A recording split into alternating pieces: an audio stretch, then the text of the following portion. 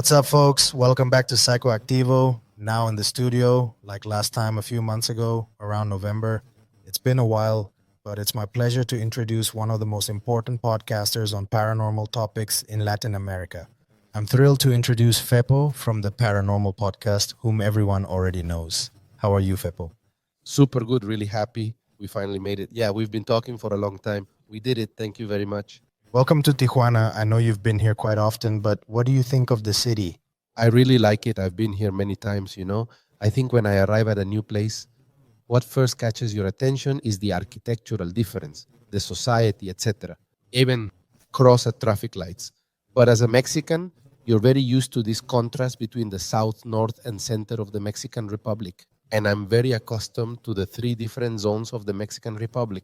I've been to Tijuana many times for photography to enjoy everything. It's incredible, and I've gotten so used to it that I feel at home here.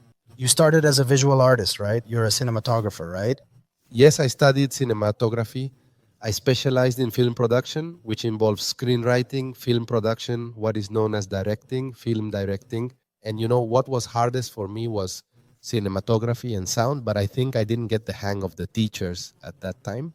But later I was depressed, bought a camera and started doing things I didn't like back then, but I had the knowledge like ISO, speed, etc. I started taking photos of everything, making music videos and spent a lot of time on that. Then with companies, and what I should have done a long time ago was dare these topics. And that's how it went. It's not easy, right? Because it was hard for me at first too. For many years, I thought I was crazy, honestly. But I wanted to ask, how did this curiosity about paranormal topics start since you were a kid or later? Did you have any experience? Yes, I divided it into two things, and I actually divide them like this since yesterday. I'll tell you something I've never shared anywhere because I experienced it yesterday. I won't go too deep, okay? The path to navigate those other places, that universe and reality, that's not what we're experiencing. Certain substances, I understand that by doing so, you obviously enter easily, but I think we have such an impressive biological system. The connectomies, the mind, the mental body, the emotional body. It's so impressive that when you get it in sync, you can access those places. Yesterday with Talgi, with Dino, I took a big part of the team. That's why we're here. I took them for the opening of the third eye. I think it's super important. I mean, it's a phrase to say the opening of the third eye. We went for other things, right? For me, it's super important that they get in sync with this spiritual part, you could say, right? But mainly because what we do related to the non-human phenomenon, the paranormal phenomenon, dictates that you almost have to know and experience this to understand it, not completely, but to delve deeper into it. So it doesn't matter if you're the person editing, you have to care. I mean, you already care, but you also have to understand it so we can make that communication reach people. So in that exercise, answering your question, when my mom, among other things, she's a writer, but she likes everything related to witchcraft since she was little, talking about it from the perspective of not like stealing children and them. We have an altar behind. Like if we have one now, you light it and everything, well, that's it. And we have a witch there. So it's just hidden knowledge. And I saw these books, obviously other types of books related to the extraterrestrial phenomenon, science books, etc. And for me, I was very young and learned to read at a very early age. So I devoured them, but I didn't judge them as false. I just read them. Later, I had the chance to see some UFOs at 8 years old. But that wasn't the event that changed my life. The event that changed my life was at 11 years old on the road from Mexico City to the Pyramids of the Sun and the Moon. And in the middle, there was a ranch, of a person named Don Chona, whom I send greetings to. I hope he's still alive, who was a friend of Dad, but my dad was never really with us. Sometimes 1 day, 2 days, he'd leave. 6 years like that, And he had his reasons for it being that way. The thing was that when he was around, he tried to fill that big gap he left and would say, for example, hey, let's go to the pyramids. And I would get super excited. I was with my little brother. And when we went, he'd stop with this person and start drinking. And sometimes drinking got the best of them. So on one of those occasions, he said, let's stop. And I said, no, let's go to the pyramids. Let's go to the pyramids. He said, no, let's stop for a moment to say hi. And they started drinking. And when I saw that, well, you could tell. I mean, they were already tipsy. Yeah, they were already tipsy, so I left. I was super sad. It was sunset, and I felt really, really bad. And I looked at the sky because I was obsessed with the extraterrestrial topic. I looked at the sky, which was orange, beautiful, without clouds, and suddenly I started thinking, right? with a huge need for why there's not more information about them, why they hide so delicately and make everyone seem crazy. And I wasn't even sure if what I had seen or read was real, etc. I needed confirmation. And when I asked for it, well, it appeared, which is a way of saying it, a beautiful silver ship with white lights. About what size? I don't know, but I think it was like 2 buses. Was it very big? The thing is, it perfect, very quiet. It was very impressive, but I was like, it really impacted me. In daylight, it's different than seeing lights at night. Otherwise, nothing to do with it. And well, from that moment on, my life changed, but I suffered a lot as a child, a lot. I don't know. I understand that many, many people go through very painful things, and I was saved from many. I was saved from many. And the truth is that those blows of life, suddenly accepting it and telling it, and at school being the crazy one, the one who talks about this, but no one believes him and says he saw it, and no one believes him and says he can communicate with them, and no one believes him, and well, many things.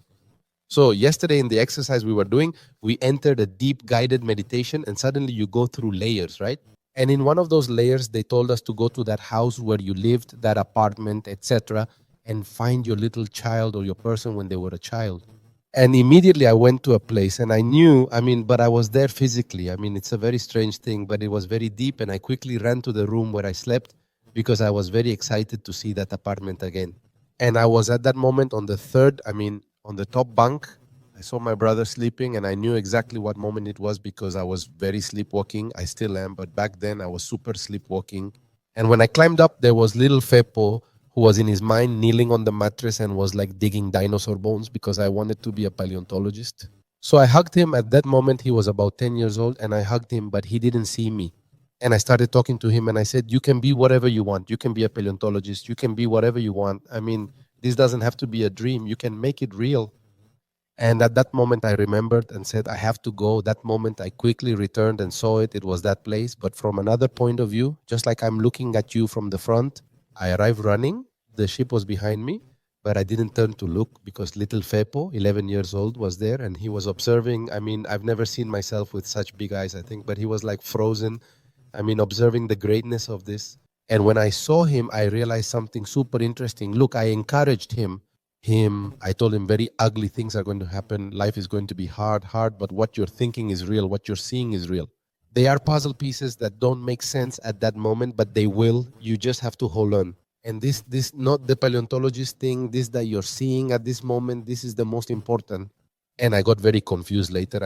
I didn't get confused, but I felt a lot of emotion, like something strange, because I told the people who went with me, who are part of the podcast team, I tell them, I know it sounds weird, but when I had that dream and others when I was sleepwalking, when I realized I was and came back, I felt like I was talking to someone, but I didn't know who it was, and I realized it was me. And then when I saw that ship, I felt a super strong familiarity, like if your best friend came to see you and you were so happy to see them. You understand? Remember that you already know them, but I think it was because somehow in this universe and in this strange reality where time is a human perception. The exercise I did yesterday didn't take me mentally to a fictional image. It took me. If we get technical, it's remote viewing, right? Yes, it's what the CIA talks about, and for many years I was studying it. I find it very interesting, important to touch on that topic. You talked to me about substances because I spent a decade consuming substances and had a near-death experience because of it. So that was what changed me. It was in 2014.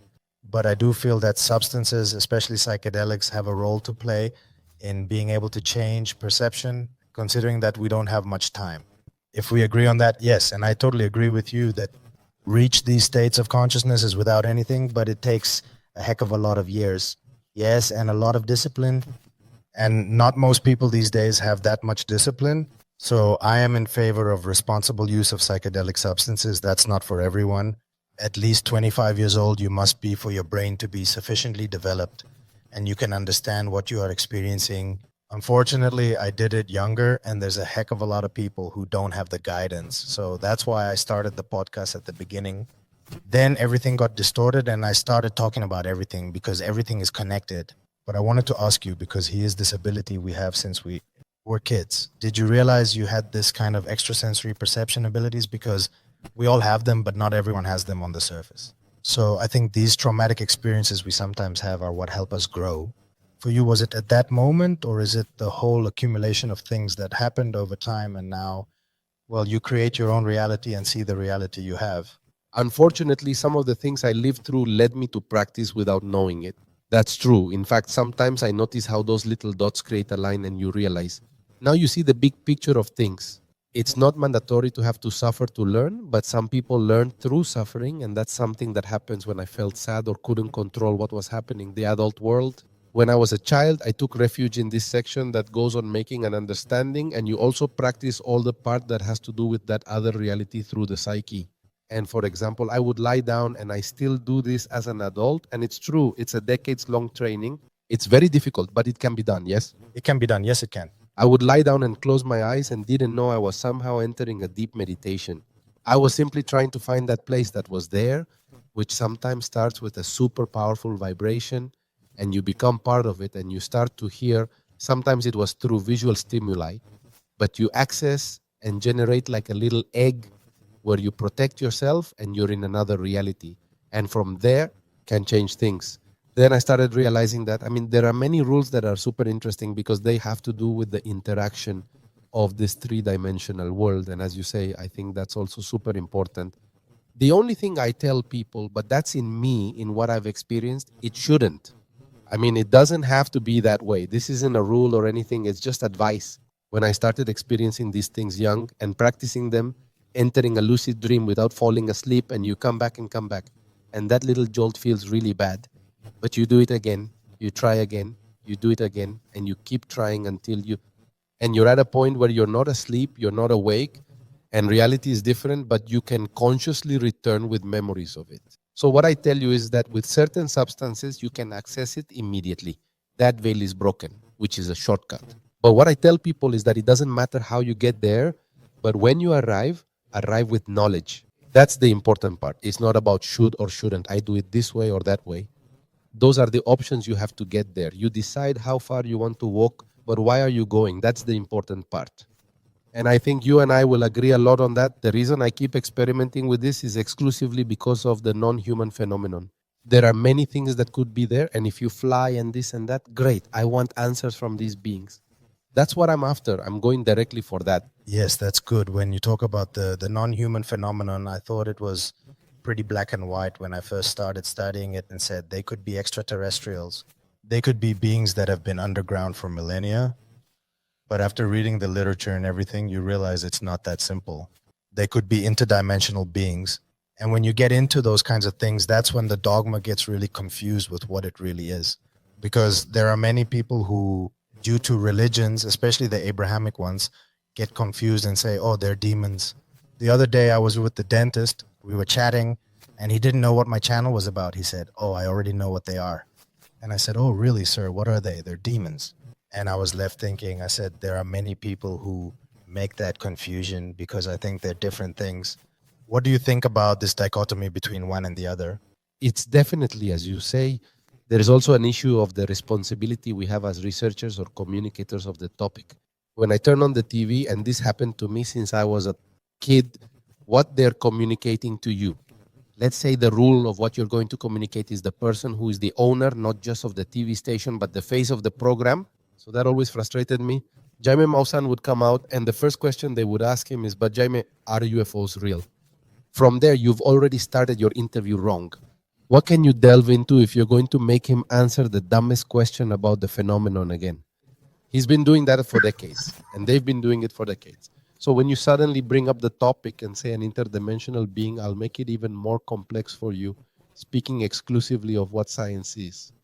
When we discover that we're a three-dimensional consciousness, but that doesn't mean reality is like that. In fact, it's not. Definitely science, philosophy, and knowledge aren't like that. But to people who for centuries have literally been told from the moment they step into a school that it's like that, we all know it's not like that. How do you start explaining to them that everything they learned is wrong? We simply gave this information to the boys and girls because it's easier to explain, but it's wrong. It's a huge confusion. Imagine a consciousness in this same plane, in this same universe, in this same reality, like you and me, but they're about 2,000 years ahead in technology, spirituality, philosophy, etc., etc. The knowledge is much more advanced, and they decide that instead of coming here because it's dangerous and because their biological bodies aren't designed to travel in space, they build machinery, androids, and systems that look like living beings because it's easier to build them and integrate them with part of their consciousness. We see a recovered ship with a very strange body that doesn't seem alive. It looks like just fibers and neurons, etc. And we think there's really a planet where these things live and reproduce, right? But it's difficult. It's difficult because we started wrong. And sometimes even the ships themselves seem to be alive. If you notice that, it's really crazy. And when they ask, they literally say they're alive, that they have their own consciousness and that they're not ships and that they're not vehicles, but you're traveling in them. Yes, well, you can also ride a camel, right? That doesn't make it a car.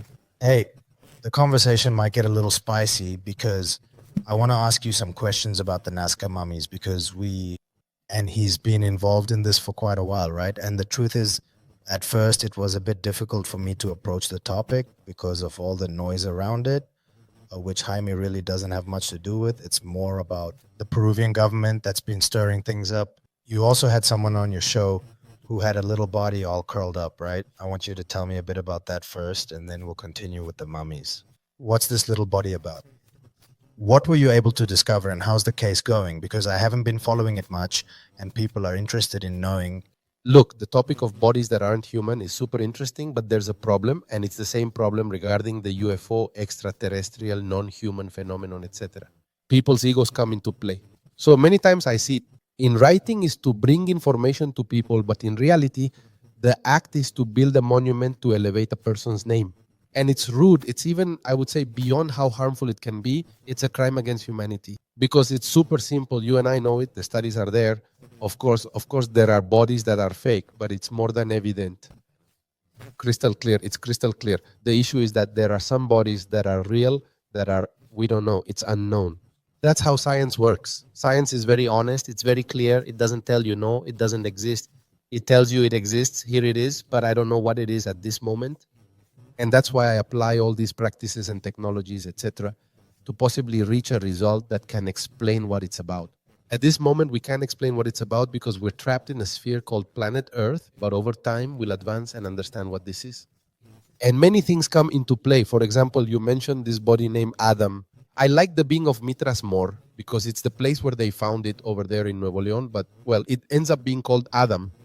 The person who found this little body is named Eduardo Jaime, known as Edu Survival on social media. And this person is a great guy and someone who is very determined. In fact, he has other discoveries that he hasn't brought to light yet because honestly, when you have a discovery like this, you get hit with that bucket of reality that's tremendous. For example, he's immediately contacted by Jaime Maussan's team. Jaime Maussan, Joseph Guillarro, Joyce Mantilla, a bunch of other people. I don't want to name them all, but they immediately contact him and each gives him a different perspective. Don't give it to Jaime because if Jaime gets it, you lose it. Especially Joseph, who is very incendiary. Others tell him to take it to this institution, but don't take it to that institution because you lose it. Be careful with this person because this person completely tarnished the Atacama being because he had a private discussion with Dr. Stephen Greer. If you're talking about Gary Nolan. Exactly. So these things start happening and he's a person who dedicates himself to exploring these hills. Among other things, he's a businessman. So where do I go, And I told him, bro, I'm going to be super cautious and you have to know the people before handing it over. So since he didn't immediately give it to Jaime closed the door. I don't want to know anything about this man. Wow, bro, but it's not about you. It's about the being, all right? A doctor told him, let me study it. And then a second person comes in who, as far as I understand, is a person who gave him would say it's even little, but well, he gave him a sum of money and kind of sold it to him with the promise that I'll always be like the author of having found it and you lend it to me when I need it. But he never lent it back and now it's in someone else's possession. When the analyses are done, which I saw the analysis, this man is paying for them. There were very interesting things you can't see in the x-rays he sends me. Because they don't send them to me again like, hey, bro, I'm seeing x-rays here. There were the CT scans. Send me these. Don't they send you a tiny image on WhatsApp? But why? I mean, do you have professional photos of the being? No, but I already took them with my phone. You don't need a photo. I'll pay. Let me take some pictures. Let people study it. And they're very secretive. And suddenly a doctor says, no, look, I'm going to study it. It's going to be very good, etc., etc. He studies it. And the first thing he does is, before observing, writes a paper saying it's a fetus, but the reality is that it's exactly like the Atacama being Ata. The issue is tried through Garinola to explain that this being, which is clearly not human, is and that it's a fetus, even though the biology of the being and science dictate that it has calluses on its feet, molars, pairs of ribs different from humans, a skull that in its design is different from humans, functions different from humans, and that it's known to have lived at least 8 years. But the man says it's a fetus, and excuse my language, but we're all screwed. And in this case, he sees a photo and writes a paper saying it's also a fetus. Hey, since when do fetuses have molars? Since when do fetuses walk before being born? So much that they get calluses on their feet? It's unreal. But it's not that they want to be right. Two people screwed the world because they already said that's what it is and the news is dead. Add to that, this person really no longer has the body and someone else has it who also bought the ice. This from Guadalajara. I think it's a plastic thing, for God's sake. And they tell you, no, yes, I'll let you see the body, but you also have to show the ice and say it's real. No, look, that issue from my view is already messed up. And with the mummies, it's the same but bigger. And please, I beg you to see what's happening, how people view the work being done, and really take a 15-minute pause, remove all those egos, all those things. Allow yourselves to share that information correctly. Allow it so people can know these wonders that are there. We shouldn't care what Mr. Garinolan says. We shouldn't care what the government of Mexico, the US says, and of Peru. This isn't about the politicians. This is about humanity, but we need the correct information. For me, it's always so bittersweet to see the internal news that you and I have. Like, look, there's an implant. Look, the implant indicates such a thing. Look at this incredible tomography. Look at this photograph of square-shaped fingerprints. Looks so perfect because the world doesn't know about this. No. First, they have to introduce the gentleman, tell us for 45 minutes where he studied, that he got married, had 2 kids, that he's a good father. No way. When I interviewed Jaime at the beginning, when I started this the year before last, Nolan, I was very confident, not knowing what I was getting into. And I realized that within the American community, especially the scientific one, they have a lot of prejudice against him, Jaime. And when I got a little more familiar with Gary is very guilty of scientific elitism. Yes. And this is one of the main problems within the world of ufology, which combined with that also want to make these charities non-profit to supposedly investigate. But they only allow access to people with a lot of money, for example. That if you knew how much trouble I've gotten into for speaking out, but the truth is it's in the family. I can't help it. I can't stay quiet. And it doesn't matter. They've closed doors on me for that. But it really doesn't matter. What matters is exactly what you're saying, to calmly do the research and remove egos. That's super important. And that's why I really like the content you make, because you do it from a more sensitive and humble point of view and you listen to people. And that's really cool. On the subject of the mummies, I think it's inevitable that Jaime will remain involved, because we also have to be a little honest. Jaime has been trying to be screwed over for decades, and they've given him false cases several times. And you have of that because I think in the 80s he started to gain a lot of popularity. Like, people didn't like it, especially in the US, and he got into a lot of trouble back then. I don't know if it was his fault, his responsibility or not. In Latin America, there's a perception of him that many people love him, but in English-speaking countries, not so much. What perception do you have in general of what he has done? Because for me, you are the one who is after him and the one who continues to hold the baton of all these paranormal investigations. So I think it's important to have your opinion on the matter. Yes, look, I think there are a lot of people who think Jaime and I have a problem. I think he barely remembers who I am. That's the truth. I think there's something we have to recognize, or at least I recognize. Faced so many tough things. They've given him these cases. They've mocked him. And that's really difficult, because when you want to weaken a journalist, an investigator, you simply mock them, create a meme, and people jump on that bandwagon to mess with them. Even musicians we loved. Yes, the greatest Maná, the greatest Ricardo Arjona. Overnight they said he's lame. Ricardo Arjona is a meme. And look, you ruin their career in a day. Obviously, in these cases, it's super common for it to happen. I think the fight should be between the public and your person. That's what I feel. I just feel that's what Jaime hasn't been able to differentiate. Your enemy is not the public that thinks differently and makes the meme and mocks. And surely right now in the comments, there will be someone who says, I don't believe anything Fepo says, that guy is a dreamer, etc. It's okay.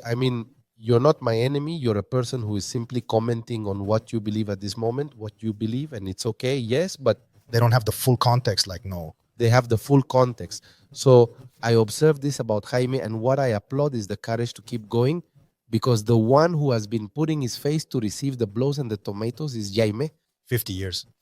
50 years receiving the tomatoes. So I will always be grateful for the fact that he has been that great shield to receive the tomatoes. He has been the person who went alone and said, I will pave the street here, and now we are walking it. So I think he deserves applause. And the truth is, I will always honor the work he has done.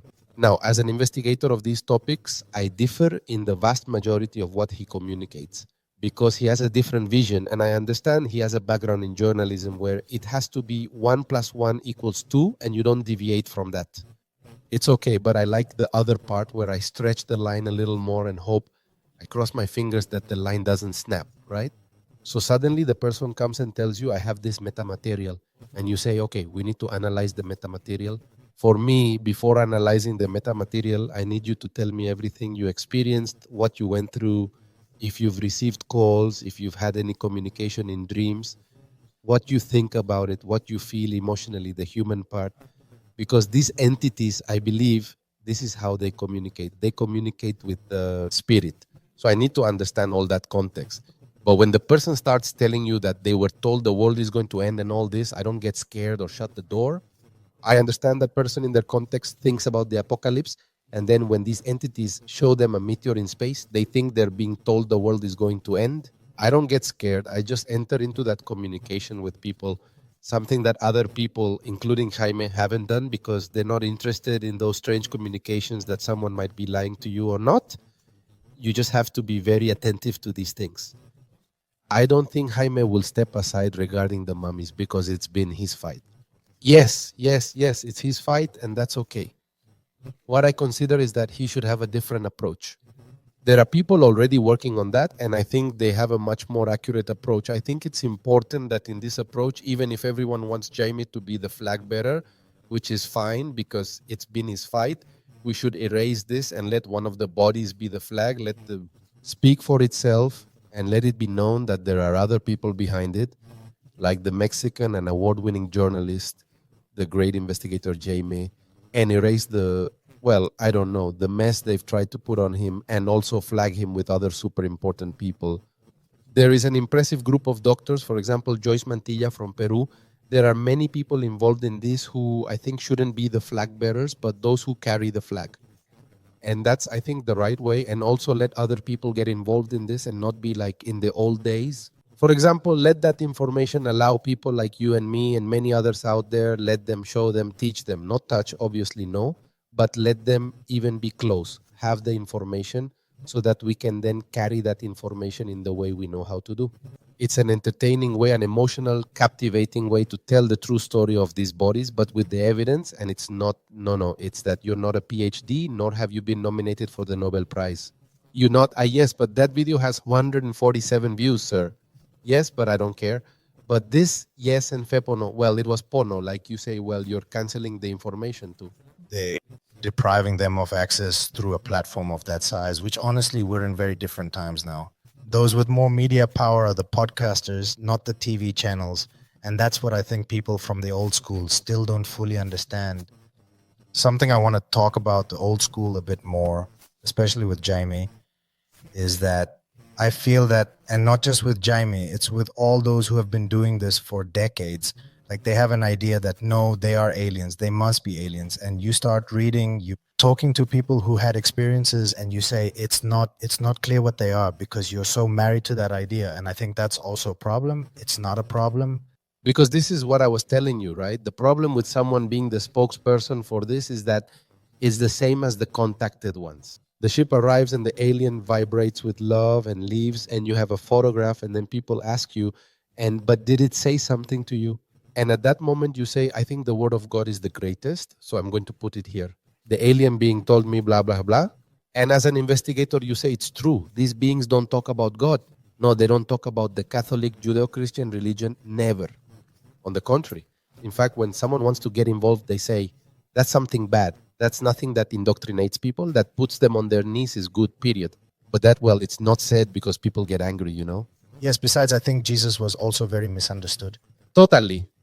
For me, what he was really preaching was this elevated consciousness, nothing more. He wasn't preaching anything about God or other things. In fact, what he was preaching was super important because it's simpler than that complex thing that only works for the church. And in this case, for example, when you're absolutely right, when they want to forcefully make it seem like they're aliens because maybe they look like it because they have a big head, oh boy, you're not allowing people to reason. And especially other people like you, like me, a bunch who know about these topics immediately say, no, we started wrong. There's noise here because that's clearly not an alien being. It's something else. I have many theories, but to know it, I don't know. But I do know one thing, that's not an alien being. They are very different. And another thing I think we should touch on here, you talked to me about the remote viewing experience you had.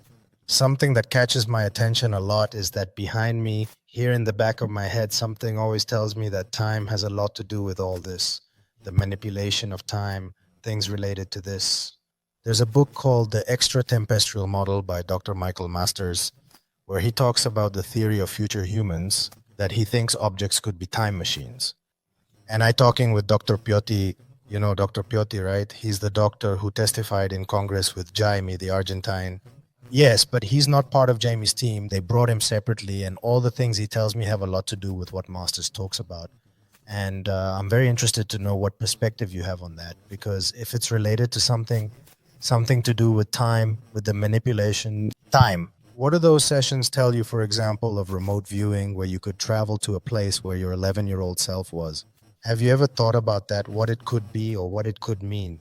Oh boy, it's that. Let's see. I'm going to ask for a vote of confidence from people, please, because this topic, sometimes I touch on it a little in the podcast, but I don't like to delve into it or be so open, can think you're crazy. So it's really weird when we're in a meet and people come and tell me, hey, it's that I did this, experimented with that, etc. Well, you know when they're speaking the truth because you've been at that point and you can talk openly about it.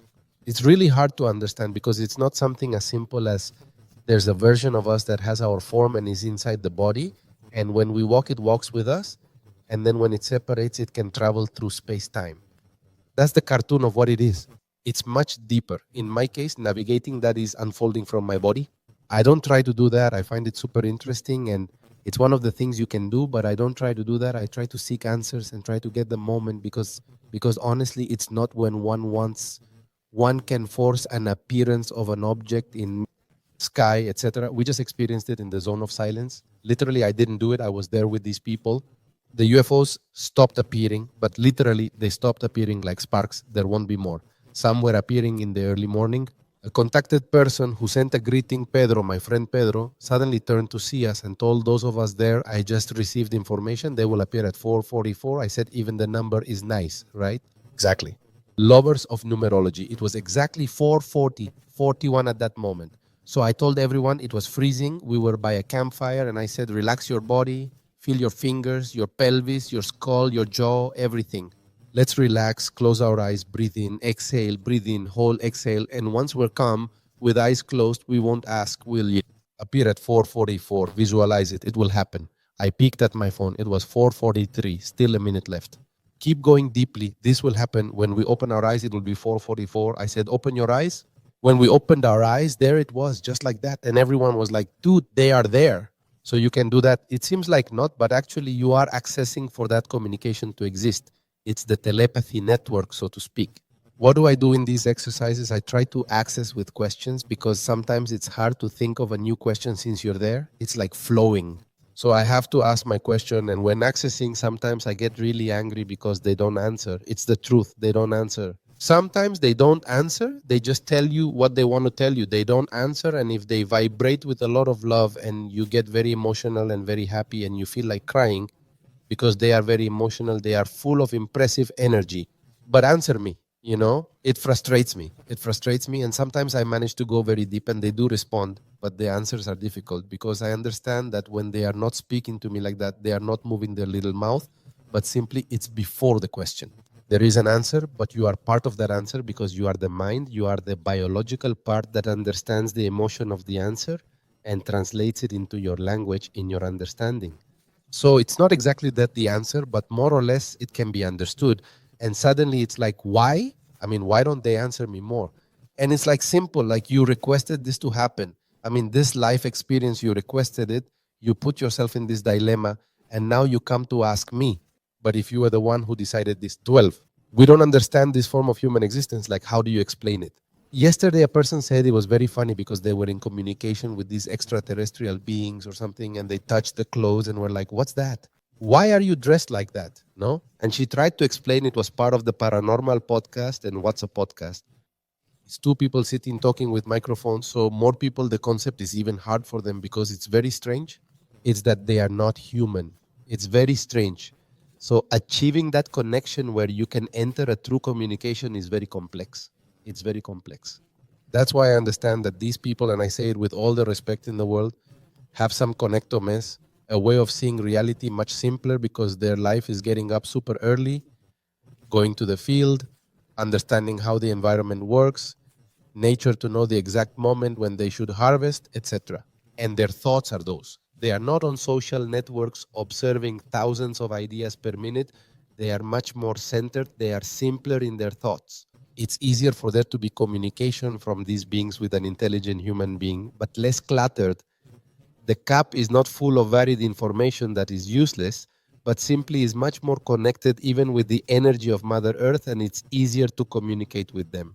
The problem is that when that person wants to communicate to us, well, they tell us things that the world is going to end, that they are very strange things. Well, of course, because that's the information they have and that scares anyone. But answering the question, I like this part, that other reality, and I love it since the day I discovered that it's there. Not physically, of course, but you can go talk to them. Only the form of the conversation, maybe I have focused it in an incorrect way because it's not so easy for me, but it's very pleasant to know that they are there. It's very pleasant to know that from time to time when the question is, well, there is an answer. For example, there are many people who are very scared about what will happen on May 29. Notice how the answer is incredible. What we want to happen will happen. Nothing, catastrophe, something wonderful. It's your decision, it's your planet, it's your reality, it's your humanity. You decide, not us. There is no God who decides what will happen in the future. We build that future here with our decision making, and reality is configured for that to happen. And I'm moving people like this. It has to be wonderful. It has to be part of the contact with extraterrestrial beings.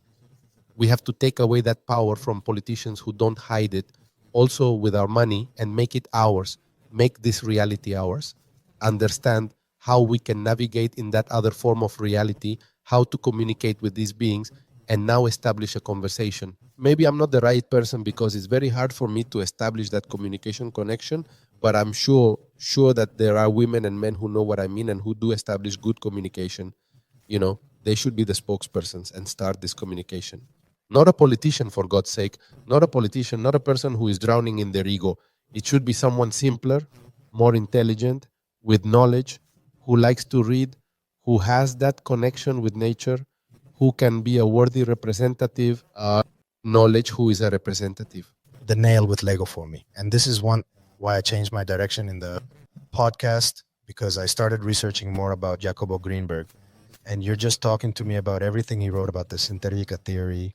Of course, we have a connection with this neural network, and we are responsible for what's constantly happening along with reality, and we are creating it constantly.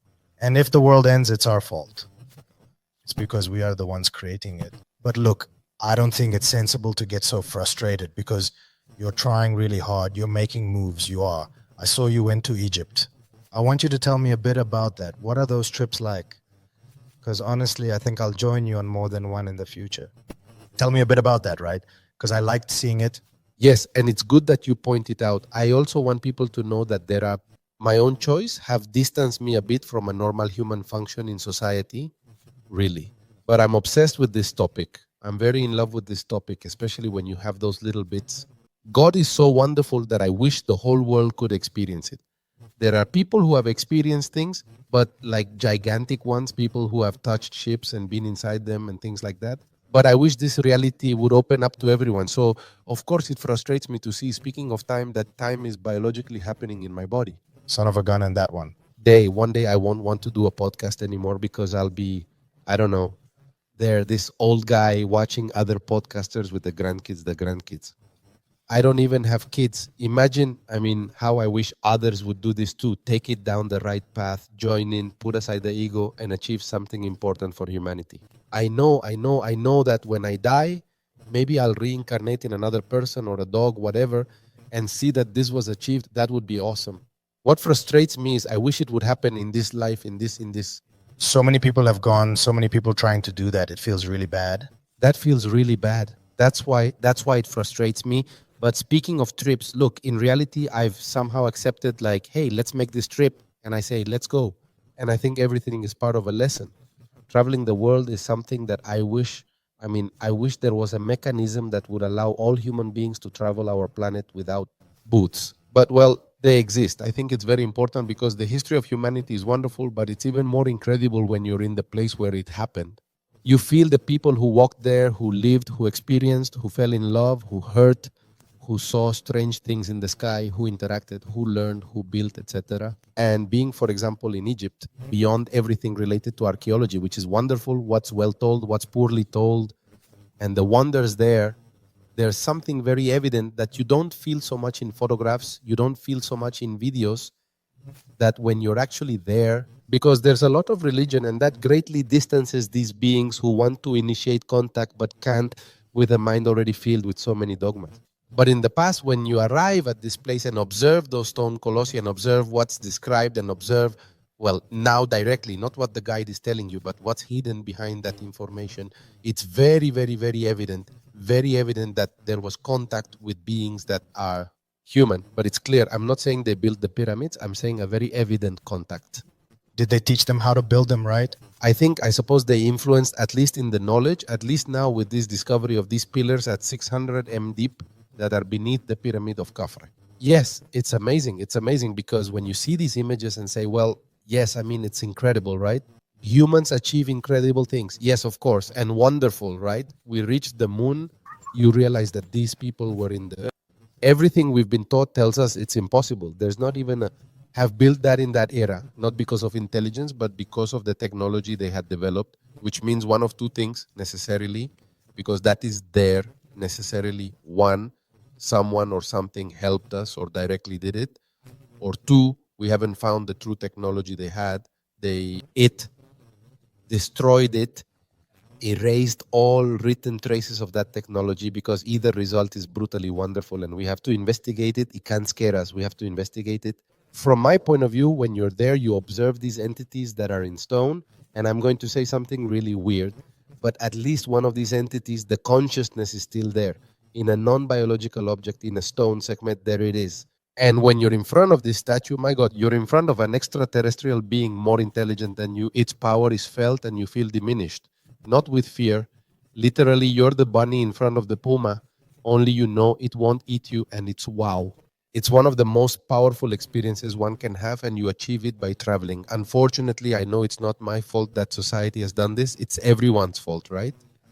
But it is what it is. So I recommend wherever you are, where you're listening to this, look for information about what's near you. If you don't have the economic means to move to the other side of the planet, but nearby, I'm sure there are ultra wonderful things. Go experience them firsthand. It's like the encounter with extraterrestrial beings. Yes, it's awesome to watch the videos, but it's even better when you take your time, learn to meditate, learn to channel this information, go out to your backyard at night around 3 or 4 in the morning and try it for a week straight until they appear, and don't record it. We don't. More videos, observe it. That experiencing it firsthand is the best. It's important to how involved the Mexican government is with all these topics and why they're so quiet. What's your perspective on that? Because honestly, I do feel they have many secrets. There's a case, for example, the Coyame case, the Coyame crash, that even asking about it gets you in trouble. I tell you from personal experience. Do you think there could come a point where we are more open, like the US government is trying to be, because the hearings in Mexico weren't under oath, they were more like a presentation? Agreed. Do you see a point where that could happen, that government people start talking about things they know, or do you not see it as very feasible in a more official way? No, what's feasible in Mexico due to the lack of knowledge about political figures in the visible faces of the governments in Mexico is that they have no knowledge of this. I mean, it just happened in San Luis, right? I mean, no, it wasn't a naked woman who was there while people were protesting with all their legitimate right to do so, to prevent their individual work, human rights, etc. from being trampled. No, it wasn't a woman who isn't my wife who was naked in the government palace. No, it wasn't that. It was a ghost. My God, I mean, that's the level of politicians we have. So what happens regarding this? I've already sent twice through the podcast in a super friendly way to President Claudia Sheinbaum, simply with a decision. She doesn't have to fully understand this issue. Maybe she thinks it's unnecessary in a country where there are many more important issues, of course, that need to be addressed first. And it could be this president or the next president. It doesn't matter. I mean, I understand that this would be at the end of the list. But with a simple decision, many cases like the one you just mentioned in Coyame be clarified. Others that happened in the zone of silence and all have to do with this US government that has gotten involved and taken the evidence. But we also have metamaterials, we have implants, we have some very important cases, simply Popocatépetl every day. So with a simple decision from this government figure, I mean the president, and leaving aside these political issues, we could have a lot of information at hand that I think would be very beneficial for the rest of the world. But something happens in Mexico, in the US, that is not happening in Mexico, in the US. For a long time, this information has been handled in very closed circles where private companies also enter. In reality, it's not the US government that one day woke up and said, oh, we want to talk about this. No, because they have literally been hiding this information from their own people for over a century, even if they have to make people disappear. So it's not that they suddenly decided that now we're benevolent and want to do it. No, what happens is that these companies that do have the information signed decrees that are also very well shielded by law. They can't talk about this, they can't commercialize it, etc., etc., etc. But they see this wonderful thing behind it and are pushing for that hidden government that implemented all these rules to be destroyed. Because if it is destroyed, for example, Mr. Elon Musk is not invited to the party, but President Donald Trump is invited unintentionally. What happens if this breaks and the information reaches the people? Can they now commercialize? Can they now use this technology and implement it? One would say, but why do they want that technology? We live in a capitalist world. Let's think of it this way. You have Aeromexico and you have a fleet of I don't know how many planes, or you're any gigantic airline company, and suddenly I have airplane business. I'm not at all in this travel thing, but overnight I can build a fleet of vehicles that don't even have wings, that don't use gas. Yes, jet fuel. Neither gasoline nor diesel nor anything. Nothing. I mean, we're not going to burn fuels. And I can carry 800 passengers in one of these spherical vehicles from New York to Japan in 9 hours. Brother, their piggy bank breaks, right? Of course, imagine. I mean, immediately they start to lose value, the petrodollars, to begin with. So those who own the petrodollars don't want David Grush to speak. But those who are in other companies who don't own the oil companies but have this information, have this technology because they have already managed to decipher it, well, they say, our time has come. But obviously those who have the money and power at that moment and who are destroying planet Earth don't want it. And that's what's happening. What we see, the visible face, what we see seems to be the US government, but it's not that. There is a movement behind it that is super important. The problem is that in Mexico that doesn't exist. So it seems that we have to convince our politicians who have never opened a book in their lives, with honorable exceptions, of course, who know nothing.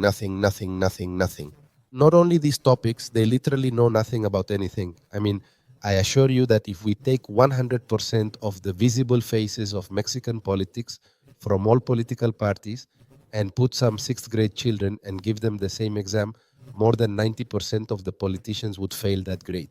We are. How are we going to explain space-time to them? How are we going to explain quantum entanglement to them? How are we going to explain the topic of gravity to counteract this and be able to travel through space? How are we going to explain the case of Donato Cervantes to them? How are we going to explain Coyame to them? How are we going to explain the topic of the Nazca Mummies to them? How are we going to explain what an implant is? A metamaterial, as if they don't even know the periodic table, they don't know what it is. I mean, they don't have this knowledge. It's very complex. And behind this, there aren't companies like in the US with people, entrepreneurs, men and women who are interested in these topics.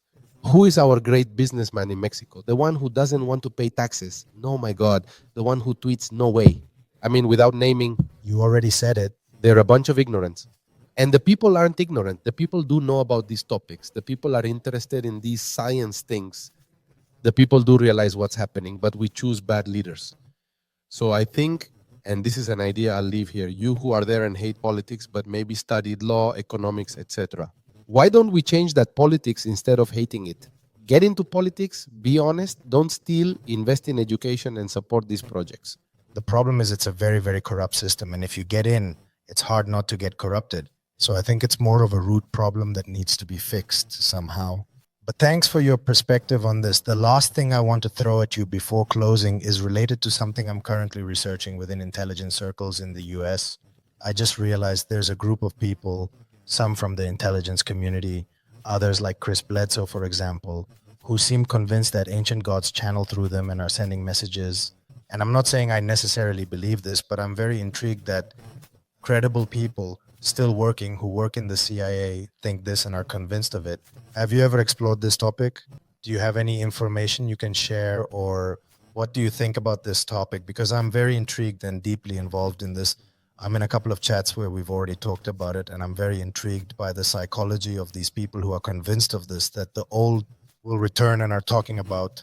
It's mixed. They're Greek gods, they're gods from ancient Sumeria, and it's very varied. I don't know how old you are about that. Also, the case of Chris Bledsoe, who talks about this lady who is like a Marian apparition. Well, it's a topic. It's a this. Gosh, no, they'll never invite me for what. But unfortunately, it has been monetized. Gosh, in a way beneficial for entrepreneurs, but not beneficial for information on these types of topics. So when we talk, for example, about the gods of antiquity and that they will return, as they said, and that there are communications with them, we immediately think of these history programs, right? That's right. So it's not that, I mean, believe me, it's not exactly that. What happens is that there is a lot of information about these gods. Well, they are not really gods, but intelligent beings, alive. I'm not saying physical, I'm saying alive and intelligent, conscious, much more advanced than us in all aspects due to the question of time or who knows what. And that somehow they manage to communicate, and there is this promise of return that I think could be part of the contact. Now, I would only focus on two things that are very important, at least to keep in mind. Many times these hidden governments, not the US government, I mean, not at all. I don't want you to think I'm attacking the government of this president or the former president or the former president. No, no, no. I mean, specifically these people who have been moving for a long time, not just the US government, in Mexico, South Africa, etc., etc. And they do maintain a super interesting communication network where, for purely personal reasons, I want to understand of power, of control, etc. They keep this information very private, but when this information starts to stink and they don't know where to hide, well, the trash, what they do is take the strangest, most putrid trash and leave it visible for everyone and send an emissary to confuse or several. So there are many people involved in these topics, and we always wonder about that person who seems very honest, who talks about it with much like, no, I'm really experiencing this and there is internal communication and blah, blah, blah, blah happening. Or is that person acting under a mandate from that hidden government and they tell them, you are going to communicate the following, and they communicate it. That's how they put the idea in our heads, but they put it in and we accepted it and embraced it. That's how they told us that when they arrive, well, they're going to. Probably that word like mess, when they know perfectly well that this is not going to happen, but it's very likely that they will attack us. So we need your money. We need you to sign your rights. We need you to give us the blood of your first child. We need you to sign your soul so that then the US government can invest more in this military part to protect us from something that will never attack us. But probably yes, right? That's what Lou Elizondo's book is about. So I wonder to what extent they are telling us the truth and to what extent they are lying to us. I think the most important thing is that this is the enormous responsibility we have and that we didn't decide to have, but there it is, of the people who investigate, listen, and communicate. This is one. You, Pavel, have to be very aware that what they tell you, probably you and the information you are going to deliver. So you have to really, be able to delve so much into the topic that you know if it's true or not, and still doubt if what you're going to say is true. And that's why I always make that disclaimer with all communication. I mean, of everything I say personally, of the topics, of what I consider about the topics, etc. It's don't believe me. It's very important that you don't, I mean, not just because Fepo said it, that's it. So yes, it is like that, because I can also make mistakes. Let everyone do their own research. That's what's important, I think. That's why I think it's so important, and it's what I'm always trying to communicate with people. Beyond what I can tell you, beyond what these anonymous informants, sometimes not anonymous, say, which I really like, beyond what the experimenters have gone through from abduction cases, contact, etc. Beyond all that, that's the overview. If you manage to experience it firsthand, if you get firsthand information, then you'll be able to discern what's real from what's not. I would ask you, from what they tell you, what do you think? First talking with the main one of them named Steve, when he telling me everything, I said, hey, I just want you to understand that what you're telling me is hard for me to believe. If you agree with my skepticism, then tell me. If you don't agree and have a different or somewhat verbally violent reaction, that will already tell me something. Of course. So, and he didn't show, he remained calm. I already know several people who are in one of those chats, and it's very important people that right now it's like you say, wow, they're there. It's something that can distraction, but I don't necessarily think it's this hidden government. I think if these intelligences are communicating with them, the books by Jacques Vallée, by John Keel, which talk about the phenomenon having an with people's perception, I think it has more to do with that. I think people might be being deceived by the phenomenon itself because I think it's not just one entity that's there. I think there are a ton. That's right. So for me, that's what I've been talking about this a lot on my channel and everything, but I keep listening to them for the same reason because I see them very convinced. So I say, dude, keep in mind that they might be pulling your leg, not necessarily the intelligence agencies. It could also be the phenomenon. Don't rule out that possibility within everything that might be happening. And they've responded relatively well. Only one person was like, they stopped talking to me. But one is prepared for these kinds of things because, I mean, all this is already super stigmatized and getting deeper without verifying sources. All that is a recipe for disaster. Honestly, that's the perspective I have. I think it's the right thing to do. I would still stretch the line a little more, but I say that's just me. For example, verifying sources is super important. However, which is something I mentioned about some cases, if this person who received the contact, the message, whatever, at some point turns out they didn't steal cars and hit their wife and didn't pay child support for the 2 kids they have with 2 other women, does that make the communication false? Does the contact didn't happen, or can we just have the reasoning to say they're a bad person because they were chosen for this? I don't know, but we have to be very careful now with the information because surely this person who did experience this will use it to their advantage. But we have to be super attentive, and what you say is super good. You tell me, but from my skepticism, I will generate the corresponding questions, because if we start where I already believe you, we've already committed the sin we were talking about. It's a principle. Don't believe me. Think about it, reason it, investigate if it resonates with you. If it doesn't, if it seems like it is or isn't, if you've navigated that other reality, had some programmed encounter regarding this, etc., well, you can at least start to lift that veil and notice where the truth is and where it's definitely deception. And so I think the way you're approaching it, also, look, I mean, you know this. I mean, maybe people don't know it, but I'll say it. It's no big deal. There are several groups where are part of where there are people you say, wow, I didn't know they used WhatsApp, and we're in these groups, and suddenly we read some comments and things that are happening that even excite me. And I say, when will the moment come when this is shown to humanity? You know, this is really cool. I think we share that, and that's why we started talking. We also have this part where, okay, maybe I'm not as famous as this doctor or this researcher, etc.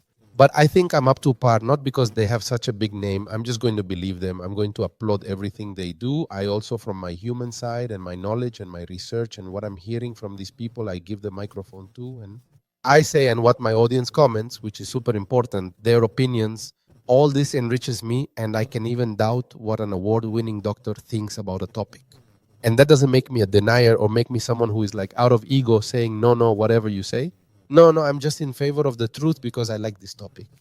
And more if you see inconsistencies, because, and I'm not ashamed to talk about this because with Gary Nolan, I already have some interactions, and with him, I have seen inconsistencies that are very worrying for me.